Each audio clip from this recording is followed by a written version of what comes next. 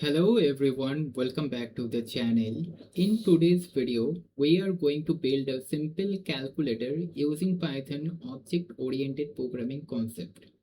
So before moving on our main topic, let's grab a little bit knowledge. Why should we use object-oriented programming concept in our Python? Because we can also build a simple calculator like this. Here you can see I built a calculator using a simple Python program. So why should we learn about the OOPS concept? Because nowadays, if you go for an interview for an MNC company, then interviewer definitely should ask you, did you have any kind of knowledge regarding a OOPS? Because OOPS is vastly used in enterprises model like a Java. So here I already open my browser and I ask that same question to my GPT, and GPT gives us answer, and GPT say object oriented programming in Python is a programming paradigm that helps you organize your code using objects and classes. It makes program easier to understand, maintain, and reuse. So here some terms we can see GPT use. One is the paradigms. Second is the easier to understand, maintain, and reuse. And it's also code using via objects and classes.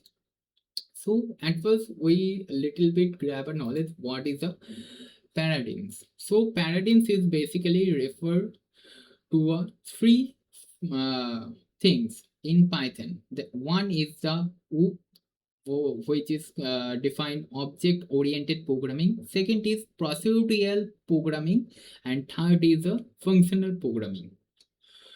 In our upcoming video, we'll definitely cover all those things. But in today's video, we are covering why should we learn the OOP concept. Okay, so our main focus basically on that. So now I move on our main file. I already built a file using object and classes. It's to in this file you can see I built a same calculator using OOPS concept. Okay, so at first we have to define class and then a class name. So what is a class? Class is basically a blueprint of an object. Okay, so class is basically blueprint or template for creating object. So here also we have that knowledge. At first we have to build class before we building an object. Let's suppose I will give an example. Like you want to build your own house. You bought a land and now you want to build a house.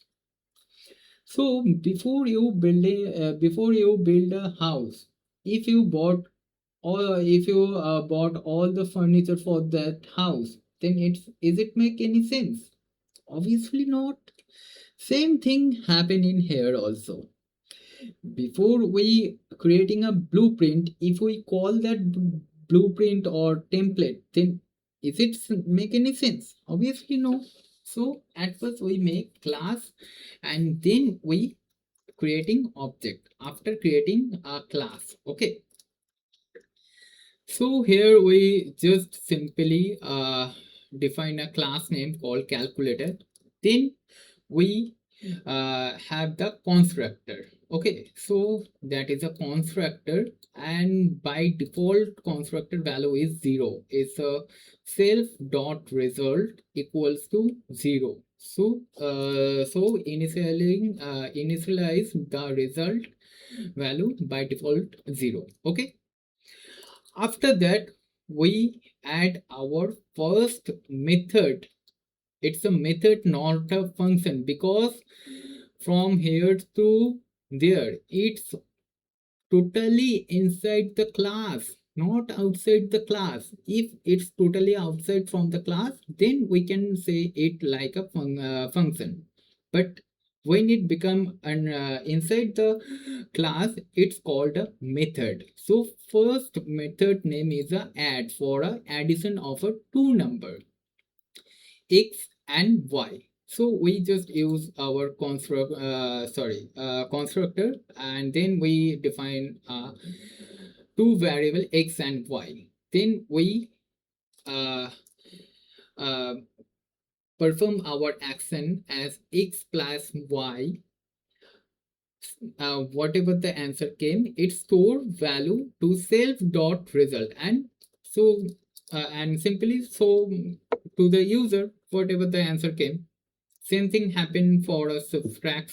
Same thing happened for a multiply, divide, modulo, and exponent as well as. After that, we define our Python main function. Okay, so from here to there, it's totally a method or a blueprint of a class.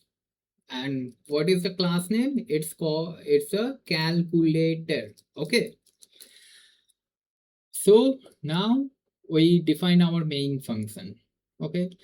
After that main function, we just run our while loop and take a input from user, input 1 and input 2, and from an integer from. So data type is integer. Okay. After that, there is a couple of a list, so user can choose whatever the action user want. After that, again I declare a variable called option, and it's also data type is integer. Okay, so if user write addition or subtraction, then user face an error message. Okay, so user should be enter a value in an integer form. So after that, now we declare or we create an object obj. You can give any other name, that's not a matter. You can give any name. So now we creating our object obj equals to calculator. Why calculator? Because our class name is calculator. Absolutely right. So after creating an object, we simply move our conditional statement. If option double equals to 1, if user choose 1 or if user enter 1, then what will be the output user expect? That is the sum of the number obj. Why obj? Because object. Here we create an object for our class, so that reason we use obj. If here we can use any other name, we just simply put that name on here. Okay, so obj dot add. Why add? Because if a one number is referred to a addition, and for add y, because there is a add method. Okay, so here we define add method. So that's the reason we simply written down here object name dot which method you want to perform. Okay. After that, just simply we whatever the user gives us the input, it's goes x and y, and then simply our method goes to function and show the result. Okay, to the user. Same thing happen for a subtract, multiply, division, modulo, and square. Modulo is basically when we calculate some remainder of two values, then we use modulo. It's defined by a percentage symbol. That is a modulo. That is referred to a modulo method. Okay. Again, I repeat that it's a method, it's not a function. Okay, because it's inside the class. If it's outside the class, then we can say it as a function. But if it when it's inside the class, it will always be a method.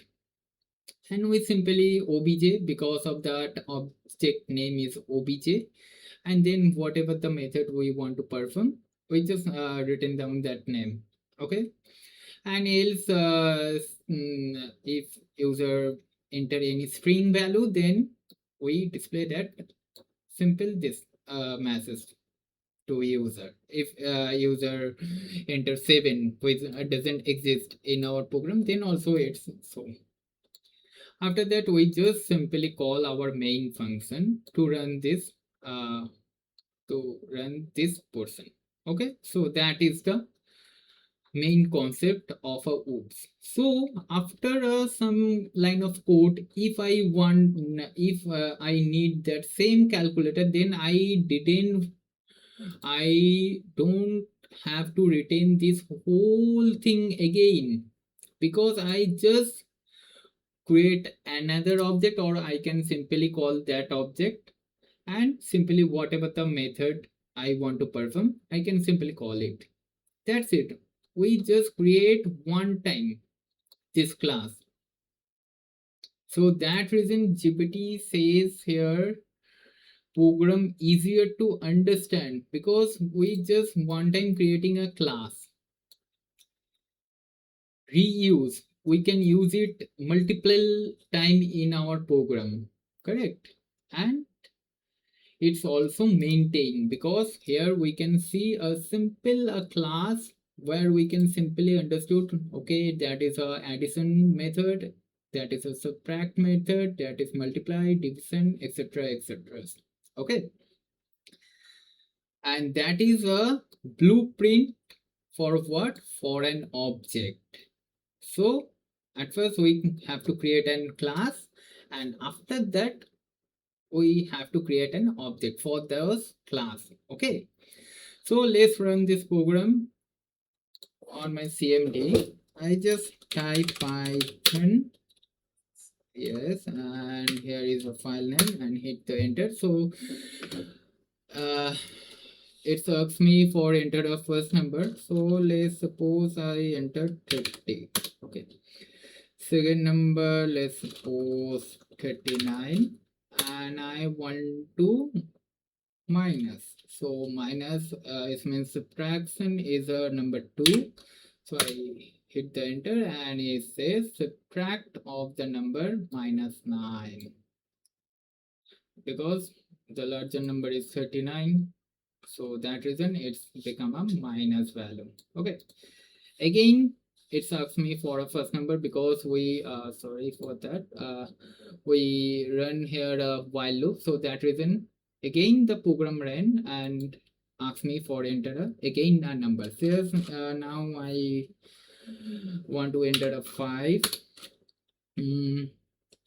and 2 second number, and I want to exponent. Okay, it's a 6 number, so enter 6 and hit the enter, so it's a 25. Okay, so that basically a oops concept.